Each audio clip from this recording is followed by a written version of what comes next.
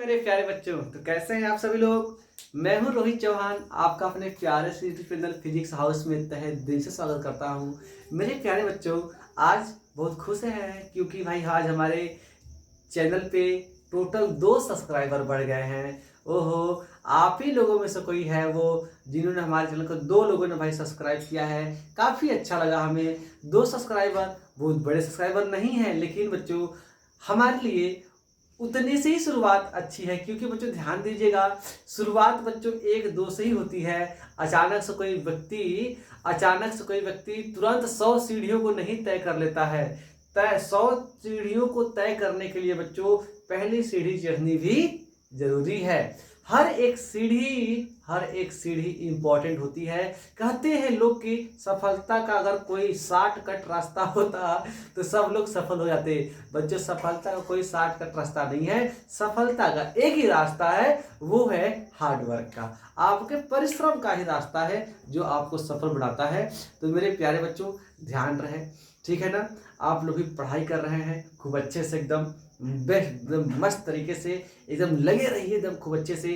तो मेरे प्यारे स्टूडेंट, देखिए ध्यान से, आपके सर आपके लिए खूब वीडियो ला रहे हैं। आप लोग मन से पढ़ाई करिए, आप जहाँ से भी हों, ठीक है ना। ये वीडियो हमारा लगभग सभी बोर्ड के लिए है जो बोर्ड हिंदी माध्यम पर आधारित हैं ना बच्चों। तो ध्यान रहे, ये हम लोग क्लास 10 के बच्चे हैं, तो हम जानते हैं कि मेरे बच्चे कुछ भी नहीं जानते। जो बच्चा कुछ नहीं जानता उससे कह देना कि जाना रोहित सर के फिजिक्स हाउस में पढ़ लेना, क्योंकि फिजिक्स हाउस में एक बार जो ठहर जाता है उसे कहीं और ठहरने की जरूरत नहीं पड़ती। हमने कहा एक बार मेरे हाउस में ठहर जाओ यारो, कहीं और मैं ठहरने नहीं दूंगा। तो चलते हैं अपने टॉपिक की ओर, जो आप लोग थंबनेल देख कर आए हैं। तो मेरे प्यारे बच्चों, ऐसे हमने क्या भेजा था, गोली दर्पण। गोली दर्पण क्या था बच्चा, पहले इस सब चीजों को आप थोड़ा ध्यान में मत दो। ये मैंने एक वीडियो बनाया था, उसमें कुछ प्रॉब्लम आ गई, मैंने इस वीडियो कट कर दिया, मैंने फिर से बनाया चल गया। कोई बात नहीं, 1 नहीं 2 बार, 3 नहीं 4 बार, जब तक तोड़ेंगे नहीं तब तक छोड़ेंगे नहीं। चलते देखिए, हमारे पास देखो बच्चा क्या है भाई, एक कांच का खोखला गोला है। ये खोखला गोला है। इस खोखले गोले को बच्चा मैंने थोड़ा सा मैंने कट कर लिया। एक कट मैंने यहाँ पर रख लिया बच्चों, इसको काट कर। और बच्चों इसका भाई दूसरा कट बच्चों मैंने यहाँ कर लिया, ठीक है। इस खोखले गोले को मैंने भाई काट लिया। काट कर बच्चों मैंने एक पृष्ठ की और एक खोखले गोले के ऊपर बच्चों हम लोग अब कलई करेंगे। अच्छा, पहली बात क्या है भाई, सर ये दर्पण बताइए। अरे भैया दर्पण, देखिए ध्यान से बच्चों, आपके घरों में भी दर्पण प्रयोग होता होगा ना। ये देखिए दर्पण क्या है, ये बच्चों, ये हम लोग का समतल दर्पण है। इसका एक भाग बच्चों कलई है, इसका एक भाग बच्चों क्या बच्चों, कांच है, परावर्तक तल। इसमें हीरो तो नहीं लग रहा है लेकिन कोई बात नहीं, ठीक है, चलते हैं। थोड़ी बहुत मस्ती होनी भी चाहिए, हाँ जी, होनी चाहिए, हाँ एकदम, पढ़ाई के बीच में मस्ती होनी भी चाहिए। अब देखिए ध्यान से, हमने कहा भाई कि कलई करना है। कलई क्या होता है, किसी भी दर्पण के आगे पीछे जो भी है, आपने इसे लेपन कर दिया है, ठीक है ना। ये बच्चों क्या भाई, एक होगा चिकना तल है, इसमें अपना आप चेहरा देखते हैं, ठीक है ना। आप चेहरा देखकर अपने घर से आप लोग कोचिंग निकलते हैं, स्कूल जाते हैं, ठीक है ना। अब देखिए, तो हम लोग बात करेंगे भाई कलई। जब किसी इस कांच के खोखले गोले पर, जब हमने काट कर जो भाग में अलग किया है, इसके एक तरफ कलई कर सकते हैं, इसके उभरे हुए पार्ट पर भी हम लोग कलई कर सकते हैं, और इसके बच्चों लोग धंसे हुए पार्ट पर भी बच्चों कलई कर सकते हैं। मतलब क्या है, एक गोली दर्पण 2 प्रकार से हो सकता है। या तो भाई एक हम भाई जब ऊपर की हम जब कलई करेंगे तो अंदर वाला भाग क्या होता है, परावर्तक तल। ऐसे कोई प्रकाश की किरणें आएंगी, ये बच्चों ऐसे वापस हो जाएंगी, है नहीं बस में, ठीक है। और इस पर क्या बच्चों, ऐसे कोई प्रकाश किरणें आएंगी और बच्चों ये ऐसे वापस हो जाएंगी। मतलब क्या है, जो बाहर की ओर कलई होता है, अंदर की ओर परावर्तक पृष्ठ होता है, उसे लोग बच्चे कहते हैं भैया अवतल दर्पण। क्या कहते हैं बच्चों, अवतल दर्पण, इसे कनकेव मिरर। जो दर्पण बाहर की ओर परावर्तक पृष्ठ, उभरा हुआ पृष्ठ, उभरा हुआ पृष्ठ इसका परावर्तक पृष्ठ होता है, जबकि धंसा हुआ पृष्ठ क्या बच्चों, एक कलई किया हुआ भाग होता है, तो इससे लोग कहते हैं उत्तल दर्पण। है बच्चों, उत्तल दर्पण। आए कि नहीं बात समझ में, ठीक है। अब चलते हैं हम लोग बच्चों आगे, ठीक है ना। गोली दर्पण, सर जी इसकी परिभाषा चाहिए। अच्छा कोई बात नहीं, जो तो ऐसे हम लोग कर सकते हैं बच्चों, हम कहते हैं भैया कांच के खोखले गोले से कटकर बना दर्पण, हाँ कांच के खोखले गोले से कटकर बना दर्पण गोली दर्पण कहलाता है। बच्चों ध्यान रहे ये परिभाषा। हाँ देखो देखो बच्चा, आप लोग भी नोट्स बनाते चलो दोस्त। नोट्स नहीं बनाओगे वीडियो देखने का कोई मतलब नहीं है। पढ़ता वही है, वीडियो कहीं चलते फिरते देख लो, देख लेने से अगर पढ़ लेते ना तो भाई आगे निकल गए होते। क्यों नंबर नहीं आते हैं, क्यों आप लोग का एवरेज नहीं आता है मार्क्स में? क्योंकि आप केवल वीडियो देख कर चले जाते हैं, आप नोट्स नहीं बनाते हैं। मैं कहता हूं, मैंने कह दिया ना, एक बार फिजिक्स हाउस में ठहर जाओ, कहीं रुकने का हम मौका नहीं देंगे। आइए ना बच्चों समझे। देखो भैया ध्यान से, कांच का भैया कांच के खोखले गोले से कटकर बना दर्पण गोली दर्पण कहता है। और गोली दर्पण बच्चों दो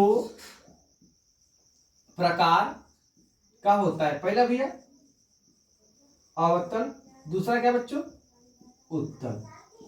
अब देखिए ध्यान से, अवतल दर्पण क्या होगा? मैं अवतल दर्पण की मैं परिभाषा बोलूंगा, आप लिखेंगे, ठीक है ना? तो बोले, लिखेंगे आप लोग, लिखे आप लोग।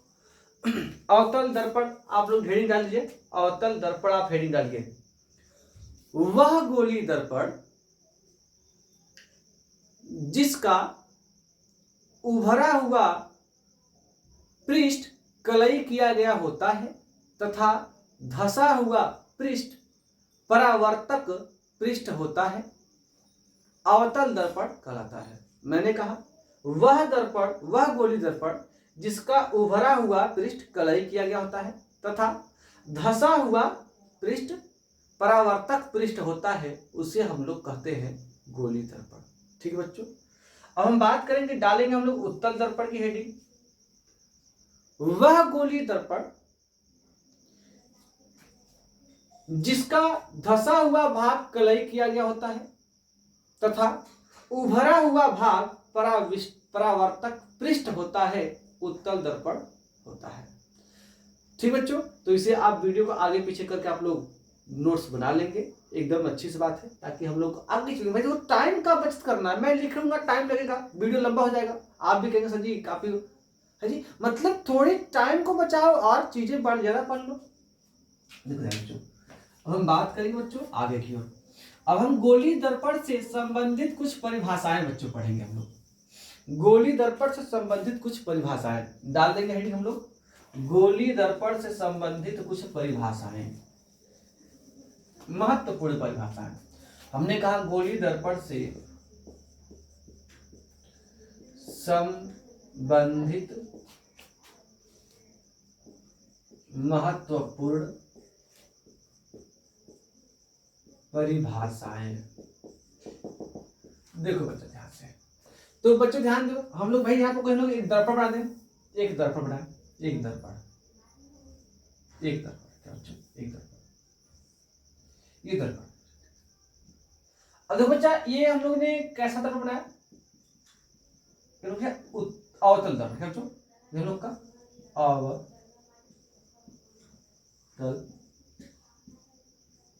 दर्पण। ये देखो अवतल दर्पण है बच्चों। अवतल दर्पण में सबसे पहले हम लोग बात करेंगे बच्चों वक्रता केंद्र की, ना भैया? ठीक, चलो अच्छा, दर्पण का ध्रुव। ठीक, चलो अच्छा, दर्पण का ध्रुव, पहली हेडिंग, पहली हेडिंग दर्पण का ध्रुव। तो बच्चों हम जैसे जैसे बात करेंगे भाई, ध्यान से देखिए भाई, दर्पण का ध्रुव क्या होता है बच्चों? इसे मान लीजिए किसी भी दर्पण को, थोड़ा सा एक मिनट, एक सेकंड, हाँ तो देखो बच्चा, हम भाई दर्पण का ध्रुव का मतलब क्या बच्चों? जैसे मान लीजिए कि मेरे पास भाई ये पेन है ना, इसको बच्चों अगर मैं संतुलित अवस्था में करना चाहूं तो बच्चों मैं इसके बीच बीच में बच्चों में अपना, अरे गिर क्यों जा रहा है भाई तू?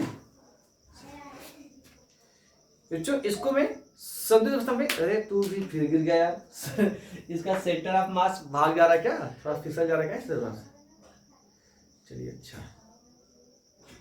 चलिए 1 2 3 देखिए है बच्चों, ये जहां पर ये बच्चों पेन टिका है यहाँ पे इसका सेंटर ऑफ मास आप कह सकते हैं।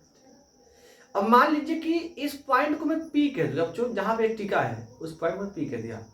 अब इसी पेन को बच्चों में ऐसे मोड़ दूं तो मोड़ दो पी पी, देखिए तो मतलब क्या है भाई, गोली दर्पण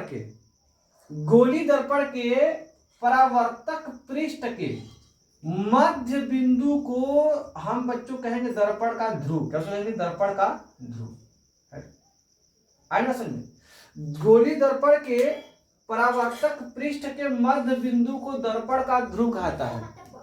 हमने बोला, फिर से लिख लो, मैं बोल रहा हूं, गोलीय दर्पण के परावर्तक पृष्ठ के मध्य बिंदु को दर्पण का ध्रुव कहते हैं। इसे P से प्रदर्शित करते हैं, इसे P से प्रदर्शित करते हैं। अब बच्चों ध्यान रहे, ठीक है ना। अब मैं आपसे बात कहूं कि दर्पण का जो ध्रुव है ना बच्चों, ये बहुत ही इंपॉर्टेंट है। हम लोग जब चिन्ह परिपाटी का नियम पढ़ेंगे ना तो आपको समझ में आएगा दर्पण का ध्रुव कितना इंपॉर्टेंट है। अच्छा, अभी मैं कुछ चीजें ही लेके चलूंगा। दूसरा पॉइंट बच्चों, दर्पण की वक्रता केंद्र, वक्रता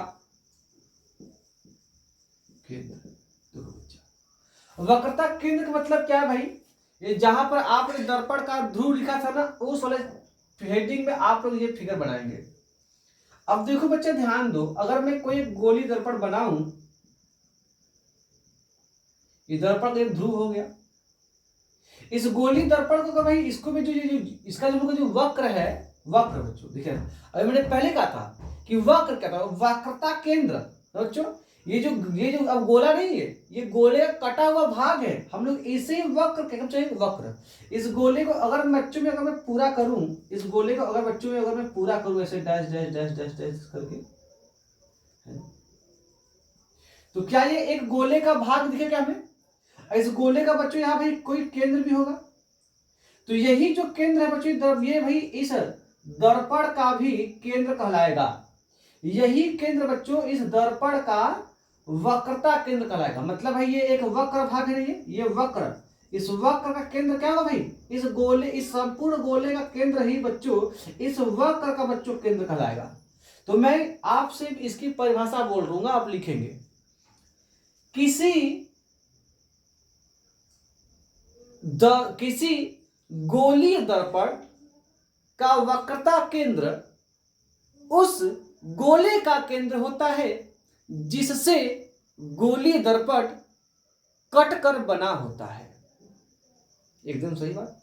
आप वीडियो को आगे पीछे करके आप नोट कर लेंगे। पढ़ने वाला बच्चा पढ़ लेगा, नहीं पढ़ने वाले को मैं बोर्ड पर लिखता चला जाऊं, कुछ नहीं, उसके बस की बात नहीं है, कोई बात नहीं। मैंने कहा किसी गोली दर्पण का वक्रता केंद्र उस गोले का केंद्र होता है जिससे गोली दर्पण कटकर बना होता है। तो गोली दर्पण आप लोग उत्तर लिखते हैं। इसे बच्चों हम लोग C से दर्शाते हैं, इसे C से प्रदर्शित करते हैं, मैंने कहा। ठीक बच्चों, अब हम लोग आगे चले, एकदम कंफर्म है, ठीक। अच्छा, इस फिगर को आप बना लेंगे उसी जगह जहां पर मैंने हेडिंग बोली इसकी।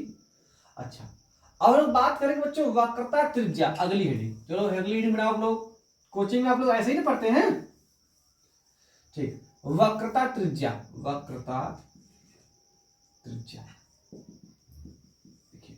तो आपसे भाई देखिए भाई, ये हम लोग का भाई हो गया वक्र, ठीक बच्चों ना।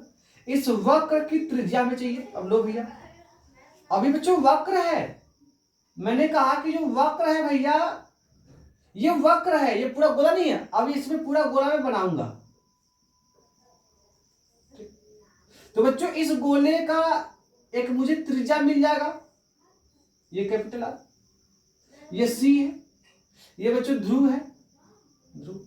तो इस केंद्र से आप वक्र के किसी भी पार्ट को लीजिए बच्चों, कहीं भी चले जाइए, सब का सब क्या होगा बच्चों, इस त्रिज्या के बराबर होगा। ये जो गोले की त्रिज्या है बच्चों, ये आर, ये भी आर, ये भी आर, ये भी आर, ये भी आर, ये भी आर, ये भी आर। मतलब क्या है, किसी भी अब देखिए ध्यान से, किसी गोली दर्पण की वक्रता त्रिज्या उस गोले की त्रिज्या के बराबर होती है जिससे ये गोली दर्पण कटकर बना होता है। तो इसकी मैं परिभाषा बोल दूं, लिखेंगे आप लोग, लिखिए। किसी गोली दर्पण की वक्रता त्रिज्या उस गोले की त्रिज्या के बराबर होती है जिससे गोली दर्पण कटकर बना होता है। ठीक, वीडियो आप लोग आगे पीछे करके कर लेंगे।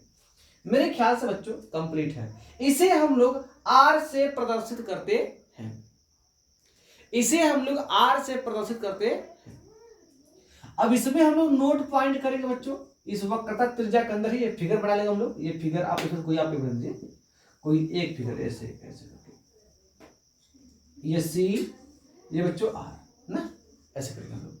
तो नोट करेंगे हम लोग बच्चों, देखिए ध्यान से, अवतल दर्पण की वक्रता त्रिज्या आर ऋणात्मक होती। बच्चों यहां पर अभी हम केवल इसी बात को लॉक करेंगे कि अवतल दर्पण की वक्रता त्रिज्या ऋणात्मक होती है ना बच्चों। इसको मैं साफ कर दूंगा, जबकि उत्तल दर्पण की वक्रता त्रिज्या आर धनात्मक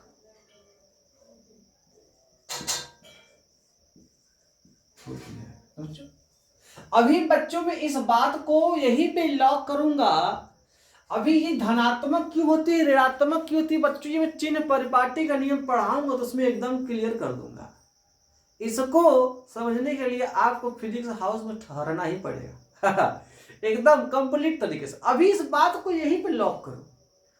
अच्छा, बहुत बच्चे भूल जाते हैं, ये फिगर बन गया आपको का ना, बहुत बच्चे भूल जाते हैं बार बार। भैया बार बार मैं आपसे कह दूं कि प्लस और ऋण में बच्चे भूल जाते हैं। भैया पहले आप बना लो प्लस, क्या बना लो, प्लस, प्लस के पहले लिख दो उ, इसको बाद लिख दो ल, क्या कर दो ल, ये बन गया देखो उत्तल। उत्तल का मतलब यहां कर दो त, ये कैसा लिखा हुआ है, उत्तल लिखा है ना। तो उत्तल दर्पण में धन छुपा है कि नहीं छुपा है, तो मतलब क्या है कि भैया उत्तल दर्पण का वक्रता त्रिज्या क्या होती है भैया, धनात्मक होती है। इसका फोकस दूरी क्या बच्चों, धनात्मक होती है। ये बच्चों उत्तल आपका चाहे दर्पण हो चाहे लेंस हो, यह बच्चों लेंस और दर्पण में सभी जगह काम करेगा। उत्तल दर्पण की फोकस दूरी भी धनात्मक होती है, उत्तल लेंस की फोकस दूरी भी धनात्मक होती है। उत्तल दर्पण की भी वक्रता त्रिज्या धनात्मक होती है और उत्तल लेंस की भी वक्रता त्रिज्या धनात्मक होती है ना। और अवतल की भैया जब उत्तल का धनात्मक है तो अवतल का बच्चों क्या होगा, ऋणात्मक, क्या होगा, ऋणात्मक होगा इसका, चाहे ये लेंस हो चाहे ये दर्पण हो। इस बात को कहीं आप नोट कर लीजिएगा। यही नहीं मैं इसको बार बार बताऊंगा, बार बार बताऊंगा इसको मैं बार बार, कहीं से कुछ वीडियो कटा तो नहीं ना, हाँ एकदम नहीं कटा। ठीक बच्चों, इसको मैं बार बार बताऊंगा भैया, घबराओ नहीं, अभी हम लोग को आगे भी आएगा। अच्छा, वक्रता त्रिज्या को खत्म हो गया। अच्छा, वक्रता त्रिज्या के बाद हम लोग अब बात करेंगे बच्चों दर्पण के मुख्य अक्ष की, दर्पण के मुख्य अक्ष की। अब देखिए ध्यान से, मैं आपसे बात करूं बच्चों की मेरे पास ये कोई निर्देशांक है, ये एक्स एक्सिस है, ये वाई एक्सिस है। ना। अब इस दर्पण, इस मुख्य अक्ष के, ये कौन सा बिंदु भैया, दर्पण का मुख्य अक्ष, ये हम लोग बात करेंगे मुख्य अक्ष की, ठीक है ना बच्चों, ध्यान देना, ये इसका भैया मूल बिंदु है 0,0। किसी भी दर्पण को आप इस मुख्य, इस निर्देशांक तंत्र में जो भी है एक्स वाई एक्सिस के बीच आप ऐसे रखेंगे कि उसका पी बच्चों, उसका पी बोले तो क्या भैया, उसका ध्रुव, उसका पी बच्चों उसके मूल बिंदु पर आए। कहा भैया, उसके मूल बिंदु पर आए। तो ये दर्पण का ध्रुव हो गया मूल बिंदु पर पी। तो भैया इसी पी के सामने ही तो उसका बच्चों सी भी पड़ेगा। अगर मैं जनरली परिभाषा देखूं तो दर्पण के वक्रता केंद्र तथा ध्रुव से मिलाकर जाने वाली रेखा दर्पण का मुख्य अक्ष कहलाती है। दर्पण का मुख्य अक्ष कहलाती है। दर्पण के वक्रता केंद्र, परिभाषा लिख लो, मैं बोल रहा हूं, दर्पण के वक्रता केंद्र तथा ध्रुव से मिलाने वाली रेखा दर्पण का मुख्य अक्ष कहलाती है। आई बात समझ में? अब बच्चों ध्यान दो, इस समय ये मुख्य अक्ष दर्पण का कौन सा है, एक्स अक्ष है। क्या है, एक्स अक्ष है बच्चों, ध्यान देना। ये एक्स अक्ष ही इसके वक्रता केंद्र और पी को मिला रहा है। लेकिन अगर मैं कोई ऐसे दर्पण रख दूं तब बच्चों, ऐसे ऐसे करके, ठीक, ये हम लोग कोई दर्पण से है मान लीजिए सब लोग, तो भैया इसका दर्पण का ध्रुव बच्चों पी मूल बिंदु पर, यहां बच्चों इसका भैया बनेगा सी। तो मतलब क्या है, इस समय इसका दर्पण का मुख्य अक्ष क्या है बच्चों, वाई अक्ष है। क्या बच्चों, वाई अक्ष है। आए कि नहीं बात समझ में? तो ये कोई निश्चित नहीं है कि दर्पण का जो मुख्य अक्ष हमेशा एक्स अक्ष होगा या हमेशा वाई अक्ष, कुछ भी हो सकता है, ठीक है ना। बस आप ध्यान दीजिए कि दर्पण के वक्रता केंद्र से और ध्रुव को रेखा मिलानी चाहिए, तो वो भैया क्या हो जाएगा, दर्पण का वो मुख्य अक्ष होगा। अगर कोई दर्पण बच्चों इस पोजीशन में भी रखा है, जिसका ध्रुव यहां पर, इसका वक्रता केंद्र बच्चों यहां पर, तो भैया ऐसे कोई रेखा मिला दे रही इसके ध्रुव को और सी को, तो ये क्या होगा बच्चों, दर्पण का बच्चों मुख्य अक्ष का बच्चा कोई है ना। वैसे जनरली हम केवल एक्स अक्ष और वाई अक्ष पर अध्ययन करने वाले हैं आगे। ये क्या भाई, ये लाइन क्या भाई, ये दर्पण का ध्रुव है, ये दर्पण, ये पॉइंट दर्पण का ध्रुव, ये पॉइंट दर्पण का वक्रता केंद्र। अब बच्चों ये लाइन कैसी बच्चों, दर्पण का मुख्य अक्ष। तो हम लोग मुख्य अक्ष की परिभाषा लिख लिए हैं, हम लोग मुख्य अक्ष का फिगर भी बना लें।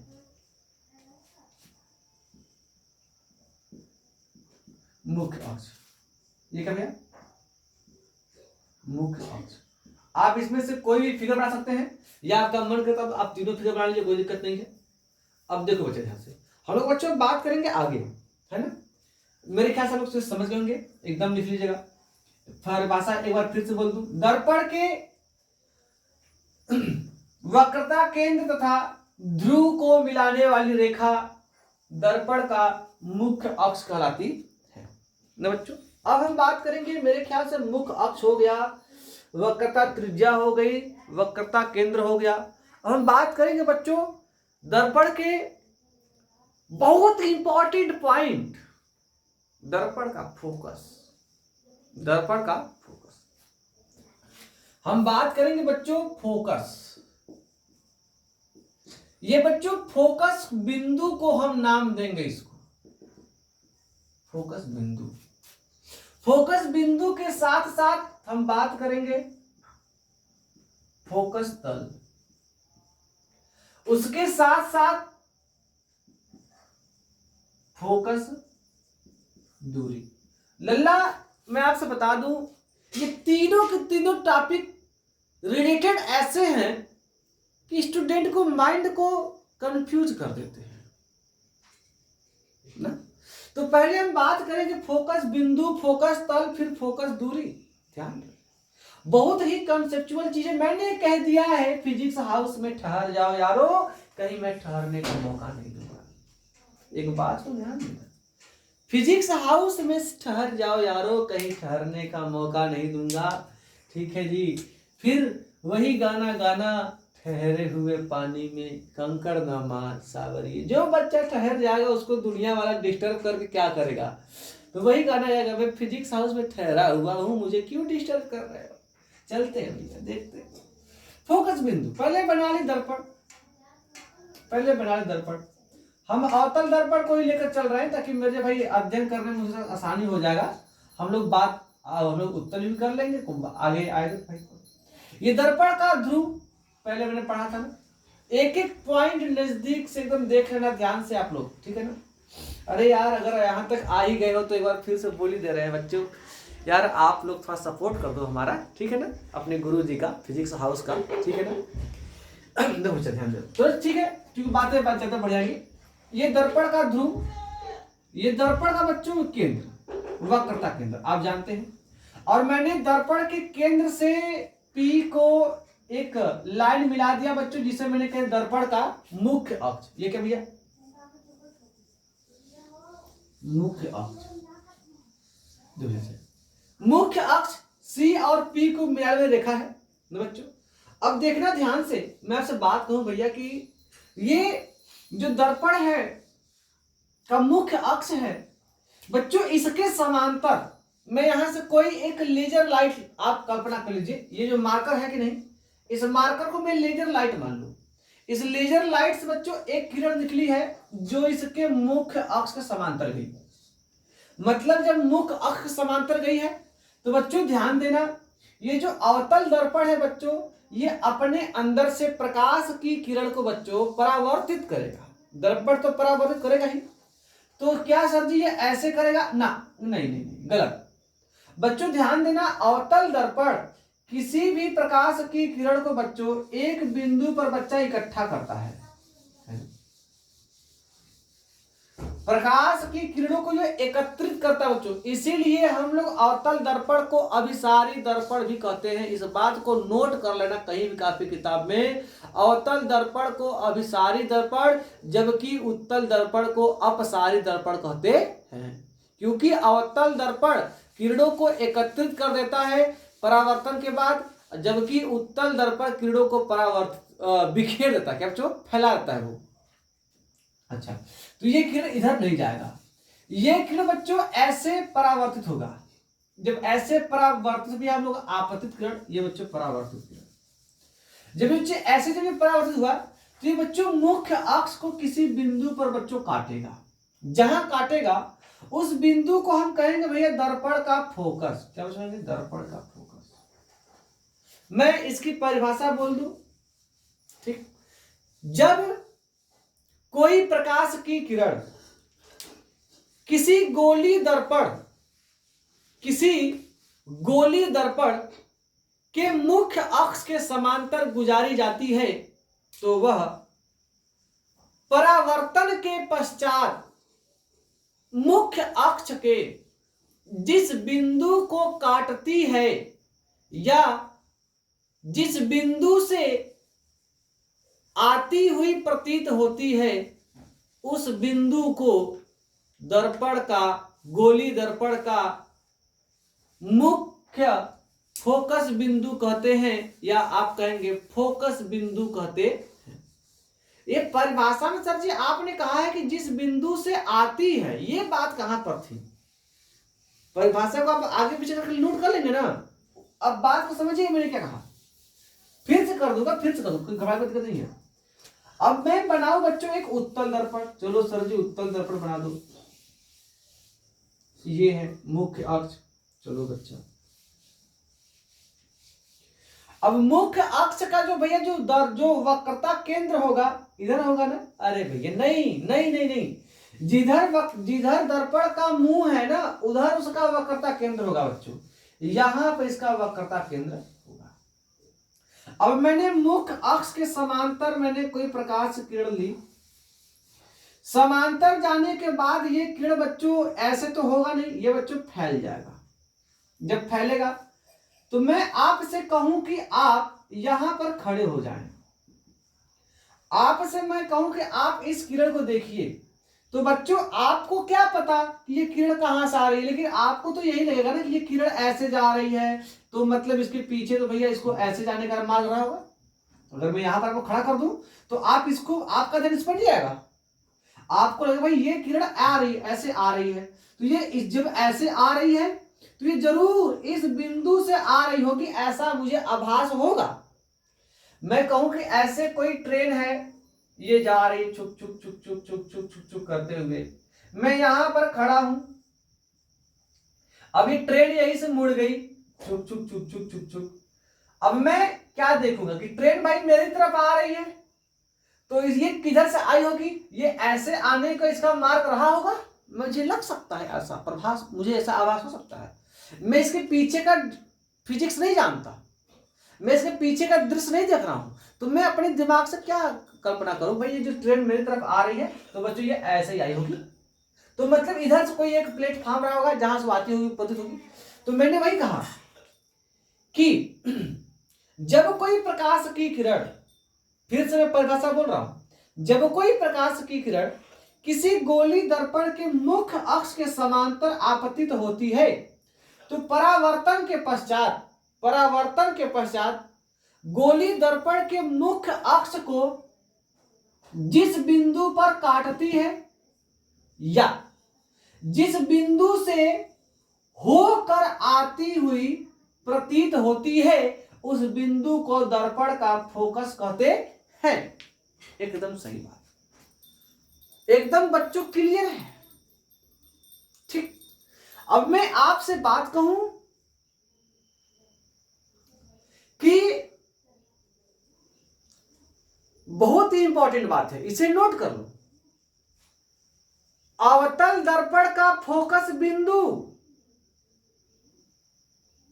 इस दर्पण के परावर्तक पृष्ठ की ओर होता है, यह है इसका परावर्तक पृष्ठ, इसी ओर फोकस बिंदु है, इसे भी लिख लो।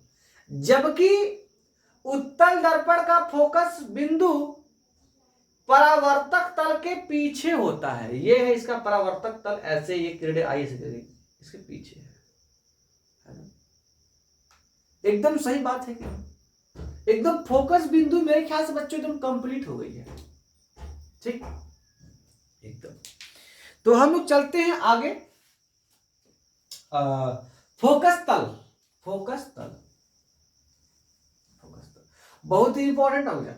अभी फोकस तल क्या है भैया, देखो ध्यान से, मैं आपसे बात कहूं कि ये हमारे पास ये गोली दर्पण है, ये इसका P हो गया, ये इसका F हो गया, ये इसका C हो गया, ठीक है। और यहां से मैं आपको एक इंपॉर्टेंट पॉइंट और बता दूं, उससे ये जो फोकस बिंदु जो F होता है ना, ये P और C के ठीक बीच होता है, P और C के ठीक बीचों बीच होता है। तो यहां से भी आप कह सकते हैं किसी गोली दर्पण के ध्रुव तथा वक्रता केंद्र के मध्य स्थित बिंदु को हम दर्पण का फोकस बिंदु कहते हैं, ठीक मध्य में। बच्चों ये तो एक बिंदु है, अगर मैं आपसे कह दूं कि जाओ आप फोकस बिंदु पर खड़े हो जाओ, तो आप फोकस बिंदु पर चले जाओ, तो मैं आपसे कहूं जब फोकस बिंदु पर जाओगे तो आप तो बिंदु हो नहीं, बिंदु पर जाने के लिए भैया बिंदु बनना पड़ेगा। बिंदु रे अच्छा बिंदु रे कोई बात नहीं। तो आप यहां पर खड़े हो गए, मैंने कहा था कि तो फोकस बिंदु पर खड़े हो, लेकिन तेरा मुंडी फोकस बिंदु पर नहीं, तेरा पैर फोकस बिंदु पर है, लेकिन तू फोकस बिंदु पर है। तो कैसे हो ही नहीं सकता, मेरे से नहीं हो सकता। अच्छा मैं किसी लड़के को कभी तो उल्टा खड़ा हो जा, चल तू ऐसे खड़ा हो जा, तो ये इसका भी पैर फोकस बिंदु पर, लेकिन मुंडी इसका फोकस बिंदु में नहीं है, तो इसका मुंडी है कहां, फोकस तल में। कहां है, फोकस तल में। अगर मैं मेरे पास ये एक कागज है, ये कागज, ठीक, ये कागज बच्चों मैंने फोकस तल पे रखा, ये तो ये जो प्लेन है कि नहीं बच्चों, ये प्लेन बच्चों फोकस प्लेन कहलाएगा, फोकस प्लेन, फोकस तल है ना। मतलब क्या है, फोकस बिंदु में आने वाले तल को बच्चों फोकस तल कहते हैं। क्या बच्चों होते हैं, फोकस तल। आई क्या बात समझ में, क्लियर एकदम है। अच्छा हम कहेंगे, अच्छा इसकी परिभाषा लिख लो, फोकस बिंदु में स्थित तल को फोकस तल कहते हैं। गोली दर्पण के फोकस बिंदु में स्थित तल को फोकस तल कहते हैं। अब बात आ गई बच्चों फोकस दूरी। तो हमने कहा भैया फोकस दूरी का मतलब क्या है, गोलीय, इसको मैं लिख दे रहा हूं, दर्पण के, कौन सा लिखा लिखवा रहे हैं, गोली दर्पण के ध्रुव व फोकस बिंदु के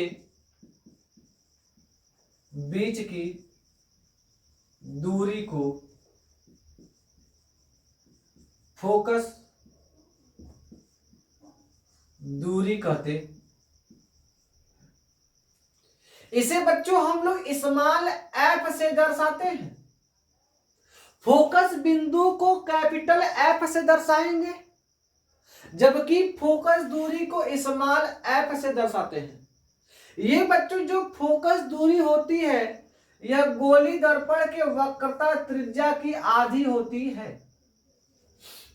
ठीक है, फोकस दूरी गोली दर्पण की वक्रता त्रिज्या की आधी होती है। अभी मैंने कहा ना कि ये फोकस दूरी P और F के बीच के ठीक मध्य है।